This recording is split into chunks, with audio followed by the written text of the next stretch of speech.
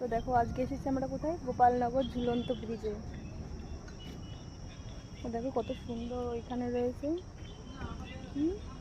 ভুলে গেছি, তো সরি আমি ভুলে গেছিলাম, ওখানে বিভূতিভূষণ পার্ক হয়েছে। তোমরা যারা গোপালনগর আসবে তো অবশ্যই ঘুরে যেও এই পার্কটাতে। তো খুবই অত্যন্ত সুন্দর জিনিসটাও।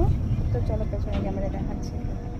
দেখো নেচারটা কত সুন্দর। ওই দেখো বিভূতিভূষণ পথের পাঁচালীতে যেটা আছে গল্প। দেখো ব্রিজটা কিন্তু অনেকটাই পুরনো, দেখো জং ধরে ধরে গেছে আর প্রচণ্ড পরিমাণে কাঁপছে যখন লোক আসে। দেখো কিন্তু প্রচণ্ড পরিমাণে লোকজনও যাতায়াত করে। তা দেখো দুজন বসে আছে। Smile please.